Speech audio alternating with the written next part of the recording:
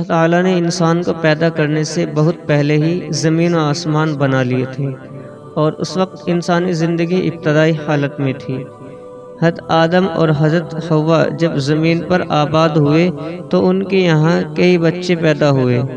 ان میں سے 2 لڑکوں کے نام حابیل اور قابیل تھے۔ قابیل عمر میں بڑا تھا، وہ کسان تھا اور فصلیں اگاتا تھا۔ حابیل ایک چرواہا تھا اور بھیڑ بکریاں پالتا تھا۔ حابیل نیک نوجوان تھا جبکہ قابیل ظالم تھا۔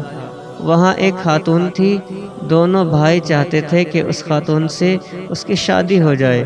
اس طرح جھگڑا شروع ہو گیا۔ ان کے والد نے کہا کہ دونوں اللہ تعالیٰ کو اپنی اپنی قربانی پیش کریں، جس کی قربانی قبول ہو گئی اس کی شادی اس خاتون سے ہو جائے گی۔ حابیل نے اپنی ریوڑ کی ایک بھیڑ قربانی کے لیے لی۔ قابیل نے اپنی فصل میں سے اناج کا ایک ڈھیر لگا دیا۔ دونوں نے اپنی قربانی پہاڑ کی چوٹی پر رکھ دی کہ دیکھیں کس کی قربانی ہوتی ہے۔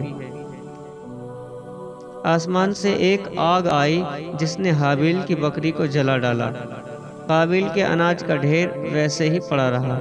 اس کا مطلب تھا کہ حابیل کی قربانی قبول ہو گئی اور قابیل کی قربانی قبول نہیں ہوئی۔ قابیل حابیل سے حسد کرنے لگا۔ ایک بار اس نے حابیل سے پوچھا کہ تمہاری قربانی کیوں قبول ہوئی اور میری قربانی قبول کیوں نہیں ہوئی؟ حابیل نے کہا کہ قربانی صرف اسی کی قبول ہوتی ہے جو نیک ہوتا ہے۔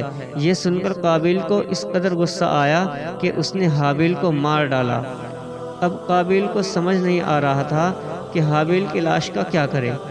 اسے ایک کوا دکھائی دیا جو ایک دوسرے کوے کے مردہ جسم کو زمین میں دفن کر رہا تھا۔ قابیل نے بھی حابیل کی لاش دفن کر دی۔